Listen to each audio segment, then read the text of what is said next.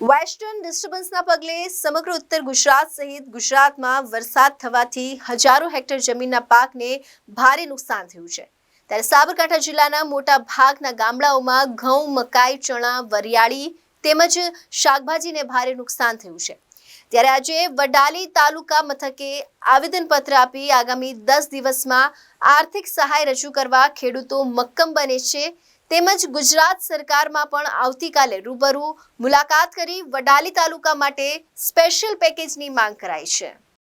સાબરકાંઠાના પોશીના ખેડ બ્રહ્મા, વિજયનગર, વડાલી સહિત ઈડરના ગ્રામ્ય વિસ્તારોમાં ગતરોજ થયેલા કરા સાથેના વરસાદના પગલે ખેડૂતો પાયમાલ થઈ ચૂક્યા છે। જેમાં વડાલી પંથકમાં 12,665 હેક્ટરમાં ઘઉં તેમજ 800 હેક્ટરમાં ચણાનું વાવેતર કરાયું છે। સાથોસાથ 630 હેક્ટરમાં શાકભાજી સહિત જીરું અને મકાઈનું વાવેતર પણ મોટા પ્રમાણમાં થયું છે। વડાલી તાલુકાના વાસણા, ભંડવાલ, કેસરગંજ, રહેડા, અરસામડા, અસાઈ, બડોલ, કંજેલી, વડગામડા, મોરડ, ચામુ, મેદ, ઢોભાળા, ગામડી, ધામડી જેવા આજુબાજુના તમામ મોટાભાગના વડાલી તાલુકાના ગામોમાંથી મોટી નુકસાની વેઠવાનો વારો આવ્યો છે।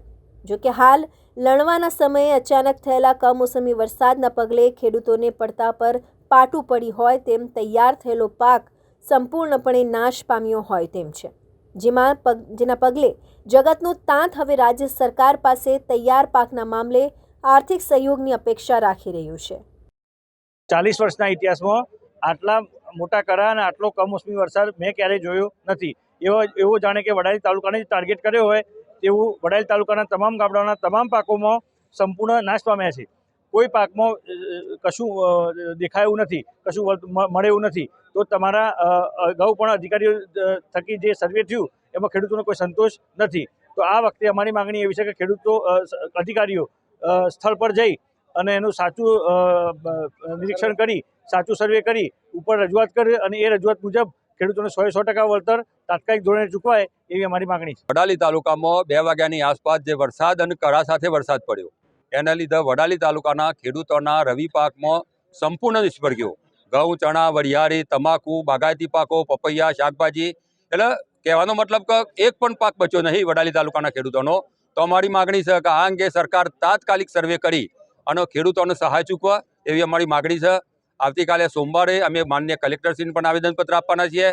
સાંજે 4 વાગે આવતીકાલે અમે માનનીય મુખ્યમંત્રીશ્રીને પણ આ અંગે મુલાકાત કરી અને અમારી રજૂઆત કરવાના છીએ કે આગામી સમયમાં તંત્ર દ્વારા કેવા અને કેટલાક નિર્ણય લેવાય છે તે પણ મહત્વનું બની રહેશે।